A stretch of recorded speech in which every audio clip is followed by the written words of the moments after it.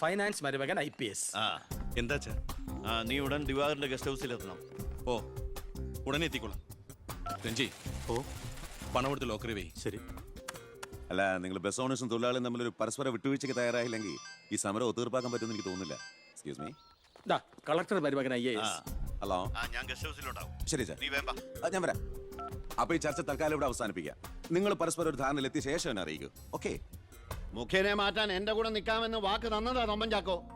താൻ ആരോണം ഉന്നയിച്ചാൽ മതി, ഞാൻ പിന്തുണച്ചോളാമെന്ന് പറഞ്ഞിട്ട് എന്നിട്ടിപ്പം മീറ്റിംഗിൽ മുഖ്യന് വേണ്ടി വാദിച്ചിരിക്കുന്നു. അല്ലെങ്കിൽ അവരാച്ചൻ ഒഴിഞ്ഞു പോയനെ. നായി നടന്നോണ്ട് ഒരു കാര്യമില്ല, നായ്ക്ക് ഇരിക്കാനോട്ട് നേരമില്ല എന്ന് മുഖ്യം പറയുന്ന ഞാൻ ഉദ്ദേശിച്ചത്.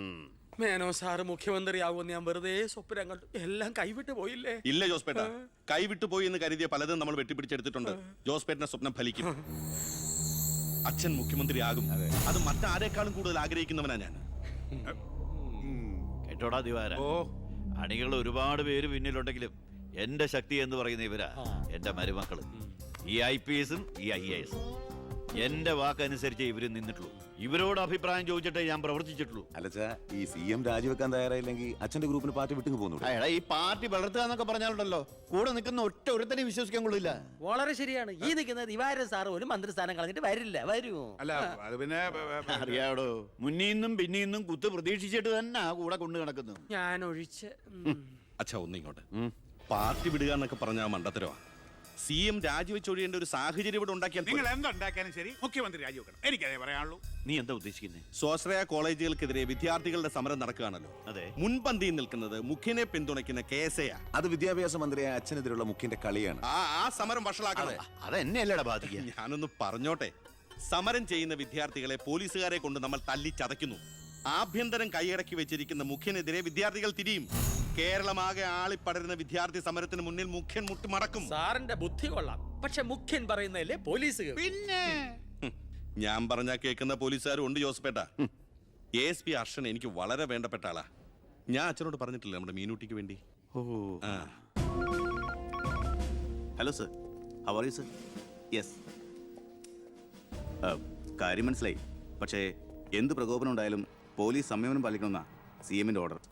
എടോ, പോലീസിന് നൊന്താ നിങ്ങൾ കൈയും കെട്ടി നോക്കി നിൽക്കുവോ? അത് പിന്നെ പ്രത്യേകിച്ച് പറയണോ?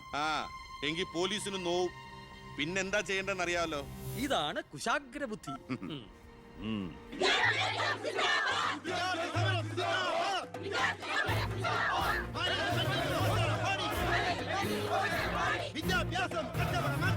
നിയമം കയ്യിലെടുത്ത് പൊതുജീവിതം സമീപിക്കാൻ ആരും ശ്രമിക്കരുത്. Go back. I repeat, ദയവായി പിരിഞ്ഞു പോവുക. വിദ്യാർത്ഥി സമരം സിന്ദാബാദ്. Police go back. Police go back. Police go back. Police go back. Police go back. Police go back. Police go back.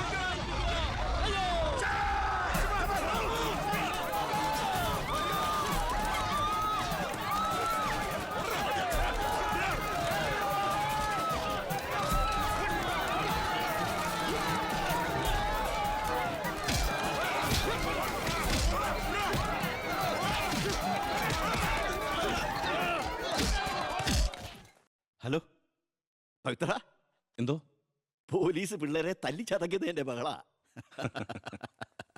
പവിത്ര, നിന്റെ താന്ത്ര ശരിക്കും ഏറ്റ് കേട്ടോ. അവിടെ പോലീസും പിള്ളേരും തമ്മിൽ പൊരിഞ്ഞ യുദ്ധം. ഇതോടെ മുഖ്യന്റെ പ്രതിച്ഛായ മാറിക്കിട്ടും. അച്ഛൻ നോക്കിക്കോ, ഇനി വിദ്യാർത്ഥികൾ ഇറങ്ങിയിരിക്കില്ല. കേരളക്കരയാകെ പ്രതിഷേധം കത്തിപ്പടരും. വിദ്യാർത്ഥികളെ തൊട്ട് കളിച്ചോ, മക്കളെ നീക്കളി സൂക്ഷിച്ചോ,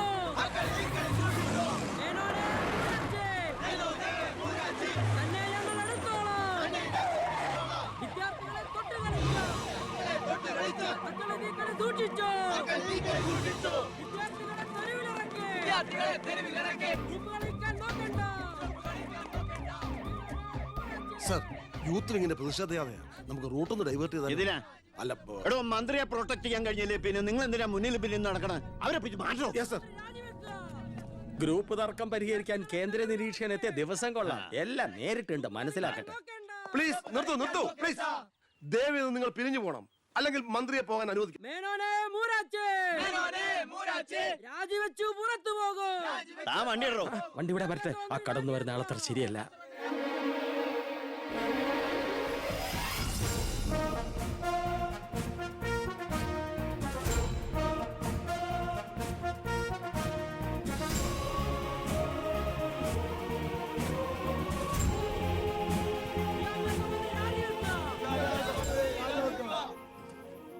സാർ, അക്രമം അഴിച്ചുവിടാൻ വന്നവരല്ല ഞങ്ങൾ.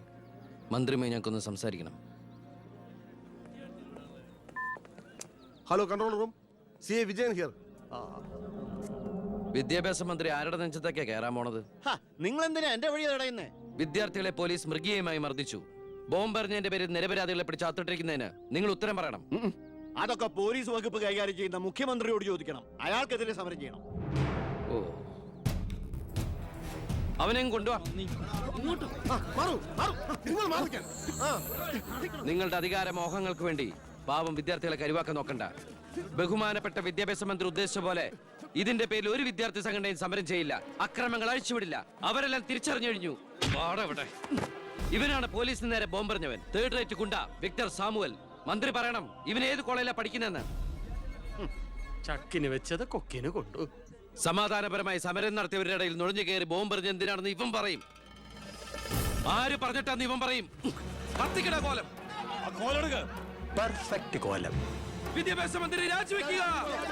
വിദ്യാഭ്യാസ മന്ത്രി രാജിവെക്കുക.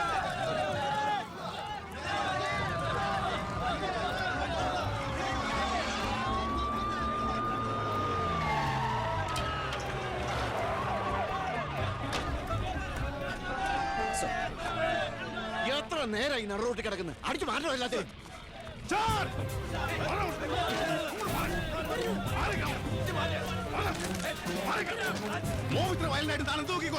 വെറുതെ ഒരു ഇഷ്യൂ ഉണ്ടാക്കണം. കോലം കത്തോട് രസിക്കുക, അടിച്ച് ഓടിക്കൊള്ളാതിനെ.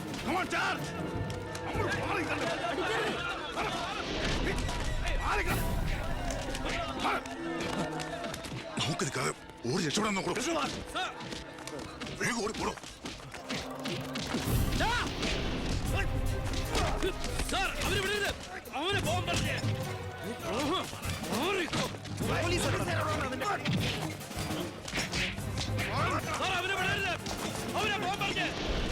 ആ പയ്യൻ കൊള്ളാവല്ലോ. അവനെ നാളെ നമ്മുടെ ഇടയിൽ കണ്ടേക്കാം. നല്ല ഉശിര് അല്ലേ? അത് പിന്നെ കാണാതിരിക്കോ? താൻ അറിയോ അയാളെ? അറിയും. ഞങ്ങൾ തമ്മിലൊരു ചെറിയ ബന്ധമുണ്ട്. എന്തു ബന്ധം? എന്റെ ഒരേ ഒരു മോന. ആറ്റുനോറ്റുണ്ടായ ഒരേ ഒരു ഉണ്ണി. അവന്റെ ചോറ് ഇവിടെയും കൂറ് അവിടെയുമാണ്. അവൻ നിൽക്കുന്നത് മുഖ്യന്റെ ചേരിയില്ല, താമസിക്കുന്ന മേനോൻ സാറിന്റെ വീട്ടിലും. ഇവരുടെ വീടാണ് ഒരു വീട്, കുടുംബം ഒരു കോവിൽ.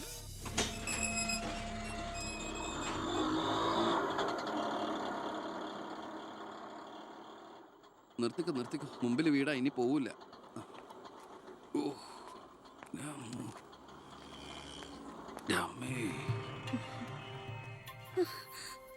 അയ്യോ, ഇതെന്ത് പറ്റിയടാ? അഴിമതി വീരനും കുടില ബുദ്ധിശാലിയുമായ ഒരു മൂരാജി മന്ത്രിക്കെതിരെ ശബ്ദമുയർത്തിയതിനും അങ്ങേരുടെ കോലം കത്തിച്ചതിനും പോലീസ് തന്ന സമ്മാനാണിത്. ഏത് മന്ത്രി? നമ്മുടെ വിദ്യാഭ്യാസ മന്ത്രി ഇല്ലേ മാ? അത് നിന്റെ അച്ഛനല്ലേ? ഞാനത് നിഷേധിക്കുന്നില്ല. കാശ് കൊടുത്ത് ഇടിപ്പിച്ച പോലെ പോയി. എന്നാ ഐഡിയത്? അയ്യോ ഏട്ടാ, ഇത് എന്ത് പറ്റി? ഒന്നുമില്ല. അയ്യോ, നന്നായിട്ട് കിട്ടിയ ലക്ഷണം ഉണ്ടല്ലോ. വിഷമിക്കണ്ട. ലാത്തിയുടെ ചൂടറിഞ്ഞ തുണക്കുട്ടന്മാർ രാഷ്ട്രീയത്തിലേറെ ശോഭിക്കും. എതിരാളികളെ ലാത്തി കൊണ്ട് അടിച്ചൊതുക്കിയും ചിലർ രാഷ്ട്രീയത്തിൽ വല്ലാതെ ശോഭിക്കുന്നുണ്ട്. പക്ഷെ അതൊന്നും അത്ര ശാശ്വതമല്ല. Every dog has a day. ഞാൻ മകനെയാണ് ഉദ്ദേശിച്ചത്. നീ ഇരിക്കെ, ഞാൻ വിളമ്പാ. ഓ, എനിക്ക് വേണ്ടമാ. ഇത് VIP-കളുടെ ടേബിൾ അല്ലേ? ഇവിടെ ഇരുന്ന് കഴിച്ചാൽ അങ്ങോട്ട് ഇറങ്ങില്ല. എനിക്കുള്ള വിഹിതം ഞാൻ അടുക്കള പോയി കഴിച്ചോളാം. ജീവിതകാലം മുഴുവൻ നിനക്ക് അടുക്കളയിൽ കിടന്ന് ഇറങ്ങാനാ യോഗം. ഓ, എനിക്കത് മതി. എന്തായാലും ഞാൻ നിങ്ങളുടെ ഗ്രൂപ്പ് ഓഫീസിന്റെ തിന്നാലല്ലോ വന്ന് നിറങ്ങണത്. എന്നെയും എന്റെ ഗ്രൂപ്പിനെയും പരസ്യമായിട്ട് അവമാനിക്കുന്നവനെന്തിനാ ഞാൻ കഷ്ടപ്പെട്ടുണ്ടാക്കണ എന്റെ വീതം കഴിക്കാൻ ഇങ്ങോട്ട് കെട്ടിയെടുക്കണത്? മക്കള് കഴിക്കുന്നതിന്റെ കണക്ക് പറയാ. ഞാൻ പറയൂടി, രാവിലെ ഇറങ്ങുമല്ലോ കഞ്ഞിമുക്കിയ ഡ്രസ് ഇട്ടുണ്ട്, അതിനും വേണം എന്റെ ചക്രം. അതെ, എല്ലാം സർക്കാരിനെ വെട്ടിച്ചുണ്ടാക്കുന്നല്ലേ. സർക്കാരിന്റെ കാശ് എന്ന് പറയുന്നത് ജനങ്ങളുടെ കാശാ. അതിലെനിക്കും അവകാശമുണ്ട്. നീ അടുക്കളയിലേക്ക് പോയി ഭക്ഷണം കഴിക്കും. ഉപദേശിക്കുകയാണ് കരുതരുത്. ജീവിതത്തിനൊരു ലക്ഷ്യമൊക്കെ ഉണ്ടാവും. എന്നിട്ട് ആ ലക്ഷ്യത്തിന് വേണ്ടി പരിശ്രമിക്കണം. നല്ല ഉപദേശം. ഇരിക്കുന്ന ആളോട് ചെന്ന് പറയും. പോത്തിനോടാണോ വേദം ഓതുന്നത്? ഞാൻ ഇതുദ്ദേശിച്ചത് മകനെയാ. അച്ഛനെ ഉദ്ദേശിച്ചാലും വലിയ കുഴപ്പമൊന്നുമില്ല.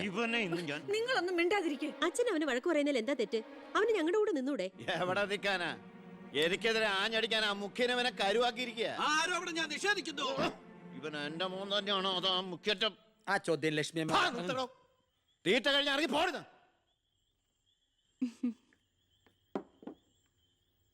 നിനക്ക് അവിടെ പോയിരുന്ന അവരോട് കഴിച്ചാലെന്താ? എനിക്ക് അവരോട് ഇരുന്ന് ശരിയാവില്ല ഏട്ടാ. അവരൊക്കെ വലിയ വലിയ കാര്യങ്ങളെ പറയണേ. എനിക്കതൊന്നും മനസ്സിലാവില്ല. എടീ, അവരെന്താ പറയണേന്ന് അവർക്ക് എന്നെ മനസ്സിലാവണില്ല. അതാ നിനക്ക് മനസ്സിലാവാത്തത്. അതെന്താ നീ മനസ്സിലാക്കാത്തെ? ചുമ്മാ ഇരിയട്ടാ. നിന്റെ ഈ വൃത്തിയുടെ സ്വഭാവം കാരണം ഞങ്ങളുടെയൊക്കെ കുട്ടികളെ ഊട്ടി നിർത്തി പഠിപ്പിക്കുന്നത് നിന്നെ മാതൃകയാക്കി നശിക്കാതിരിക്കാൻ. അതേതായാലും നന്നായി. അവരെന്നെ കണ്ട് പഠിക്കുന്നതിനേക്കാൾ കുഴപ്പാ അവരവരുടെ അച്ഛനെയും അപ്പൂപ്പനെയും കണ്ട് പഠിക്കുന്നത്. ഓ ഈനാമ്പച്ചിക്ക് മരപ്പെട്ടി കൂട്ട്. ഏയ് എന്റെ മൂത്തളീനെ മരപ്പെട്ടി എന്ന് വിളിച്ചാണ്ടല്ലോ. ഓ തുടങ്ങിയ പിന്നെ തമ്മി കണ്ട കീരിയും പാമ്പോ. നിനക്കിത് എന്തിന്റെ കേടാടാ?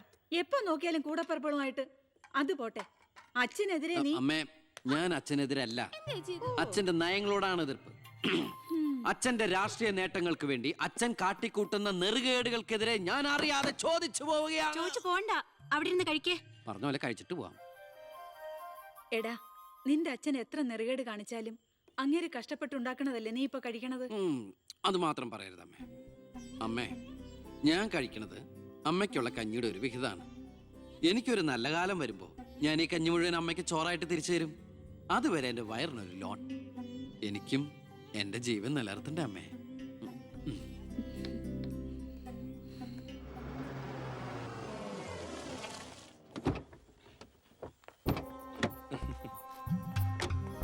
പ്ലീസ്.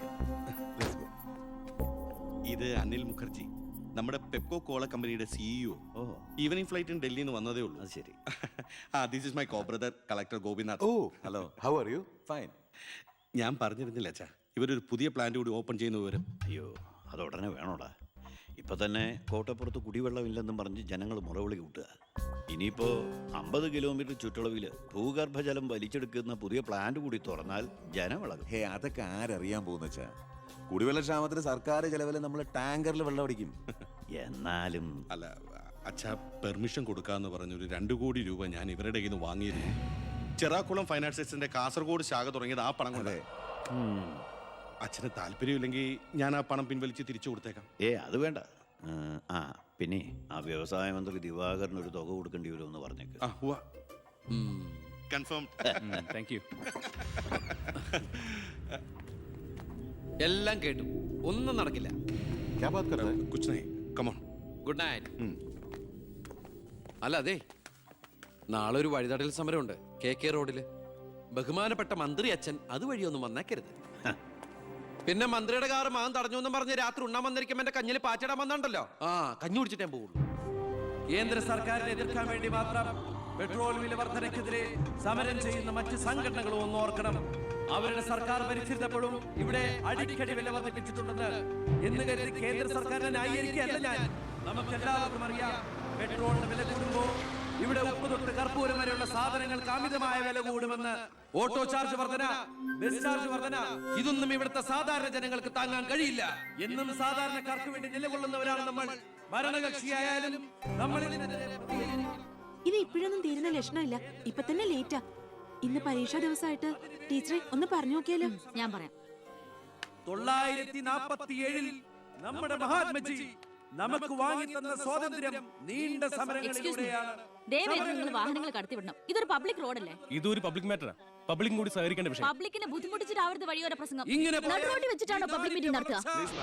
പബ്ലിക്കിന് വേണ്ടിയിട്ടാണ് മാഡം പബ്ലിക്കായ കാര്യങ്ങൾ പബ്ലിക്കായി പറയുന്നത്. ഇത് പബ്ലിക്കിന്റെ മുന്നിൽ വെച്ച് പബ്ലിസിറ്റിക്ക് വേണ്ടി ഉണ്ടാക്കുന്ന പബ്ലിക് ന്യൂസൻസ് ആണെന്ന് പബ്ലിക്കിന് മൊത്തം അറിയാം. ഏതാ ഈ പബ്ലിക്? ചുമ്മാ ഒരു കാര്യമില്ലാതെ ഒരു ഉടക്ക്. ഒരു കാര്യമില്ലാണ്ട് ഉടക്കാൻ പെങ്ങളെന്താ പ്രതിപക്ഷ നേതാവിന്റെ മോളാണോ? എന്താ പെങ്ങളുടെ പ്രശ്നം? നിങ്ങൾക്ക് ഇതുപോലെ ഓഡിറ്റോറിയത്തിൽ വെച്ച് നടത്തിയാൽ എന്താ? എഴുതി വെച്ചിരിക്കണ കണ്ടില്ലേ? വഴിതടയൽ സമരം ഒന്ന്. വഴിതടയൽ സമരം എങ്ങനെ ഓഡിറ്റോറിയത്തിൽ വെച്ച് നടത്തണത്? എന്റെ കുട്ടികൾക്ക് ഇന്ന് പരീക്ഷയാണ്. എന്നിട്ട് കുട്ടികളെ ബസ്സില്. ഓ എന്റെ ഈശ്വര, ഒരു വണ്ടി നിറയെ കുട്ടികളോ? അല്ല അപ്പൊ കുട്ടികളുടെ അച്ഛൻ എന്താ പണി? ഇതൊക്കെ തന്നെയായിരിക്കും. അല്ലാതെന്താ? ചുമ്മാരിടാ. നാം ഒന്ന് നമുക്കൊന്നെന്ന് ഗവൺമെന്റ് പരസ്യം ചെയ്യുന്ന ഈ കേരള സംസ്ഥാനത്ത് ഒരു വണ്ടി നിറയെ കുട്ടികളുമായി വന്നിരിക്കുന്ന ഒരമ്മ നമുക്കിത് വാർത്തയാക്കണം. അതെന്റെ സ്കൂളിലെ കുട്ടികളാ. അയ്യോ, അത് ഞാൻ അറിഞ്ഞില്ലട്ടാ. കൊച്ചുകുട്ടികളുടെ ഭാവി തകർത്തിട്ടാവരുത് നാട് നന്നാക്കല്. പെങ്ങൾ ഇപ്പൊ പറഞ്ഞതിന് ന്യായം. ഇന്നത്തെ കുട്ടികളാണ് നാളത്തെ പൗരന്മാർ. അവരാണ് ഇന്ത്യയെ നയിക്കേണ്ടവർ. ആ പൗരന്മാർക്ക് വേണ്ടി ആ വണ്ടി ഒന്നാണ്ട് കടത്തി വിടറാ. ഞങ്ങൾ പെങ്ങളങ്ങോട്ട് പൊക്കോളൂ. അപ്പോൾ ഞാൻ പറഞ്ഞു ഇതുപോലുള്ള സമരങ്ങൾക്ക് ജനപിന്തുണയുണ്ടാകണം. ഒറ്റക്കെട്ടായിട്ട് നിന്ന് പോരാടണം. പ്രിയപ്പെട്ട നാട്ടുകാരെ, ഞാൻ പറയുകയാണ്, ഞാൻ ചോദിച്ചു പോവുകയാണ്. പ്രിയപ്പെട്ട നാട്ടുകാരെ, ഞാൻ പറയുകയാണ്, ശ്രീമതി ഇന്ദിരാഗാന്ധി ഇവിടത്തെ പ്രധാനമന്ത്രിയായിരുന്നപ്പോൾ ഇവിടെ എന്തിന്റെ കുറവുണ്ടായിരുന്നു? ഞാൻ ചോദിക്കുകയാണ്. എന്താടി?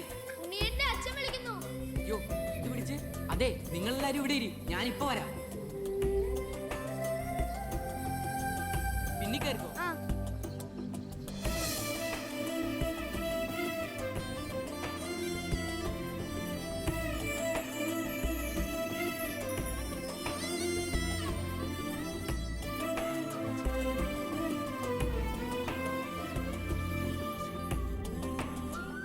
മോളെ ഇതൂടെ ഒന്ന് കഴുകി വെച്ചേരെ. ശരി.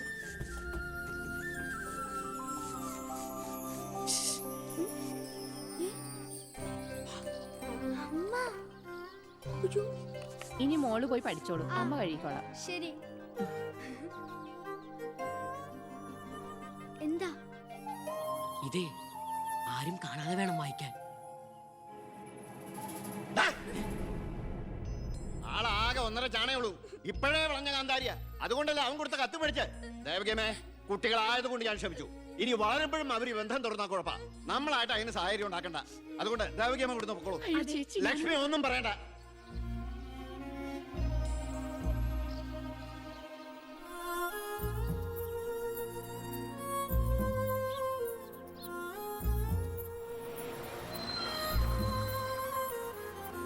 ടീച്ചറെ, സ്കൂളെത്തി, ഇറങ്ങണ്ടേ?